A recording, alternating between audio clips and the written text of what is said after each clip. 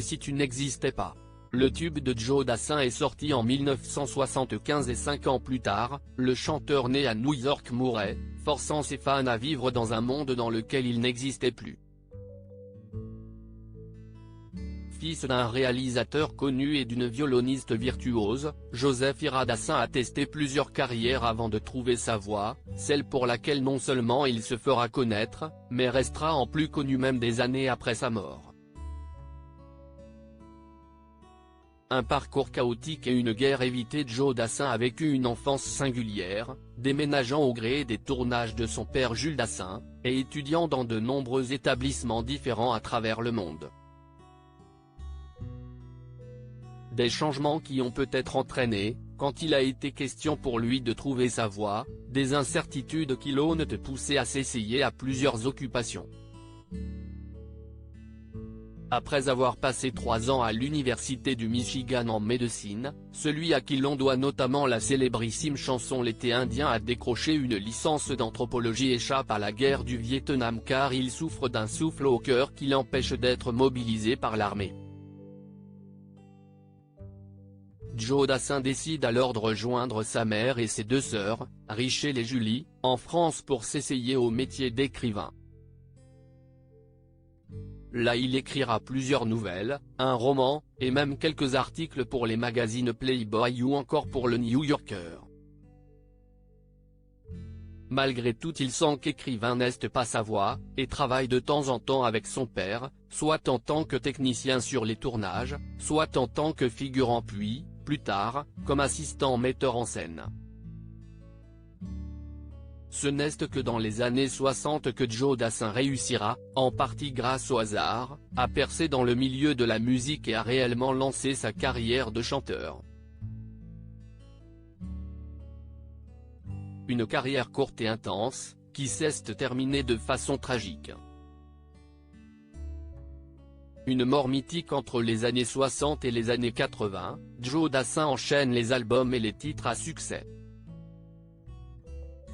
Il se fait connaître en France et au-delà grâce à son contrat dans une entreprise américaine et ses chansons bilingues.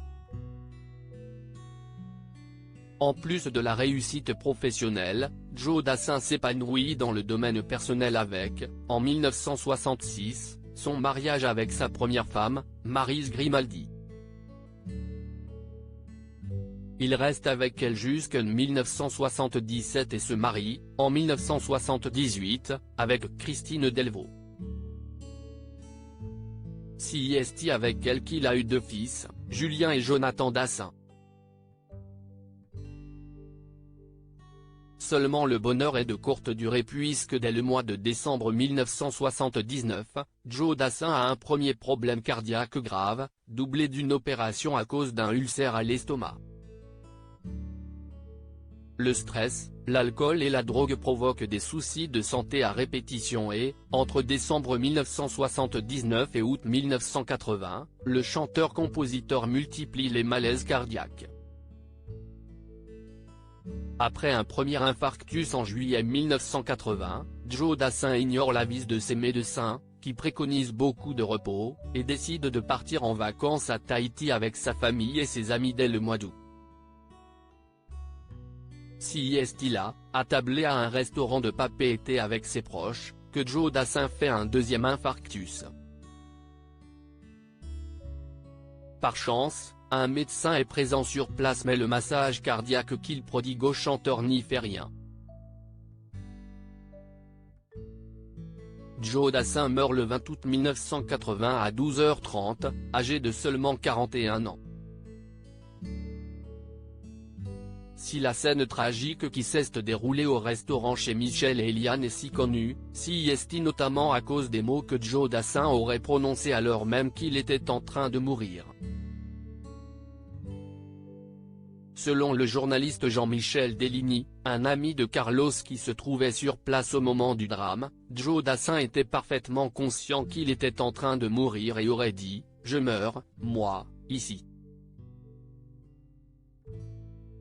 Des dernières paroles tragiques qui indiquent, si elles ont vraiment été prononcées, que le chanteur a vu la mort venir jusqu'à son dernier souffle. Cela aurait cependant pu ne pas être ses derniers mots si les circonstances lui avaient été plus favorables.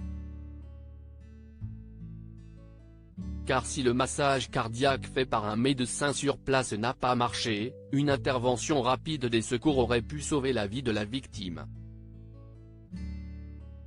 Seulement, comme cela a été rapporté par de nombreux médias par la suite, la seule ambulance de Papeete n'était alors pas disponible, et est arrivée 40 minutes après la crise cardiaque de Joe Dassin qui lui a coûté la vie. À propos de l'auteur Marine, ce dernier article.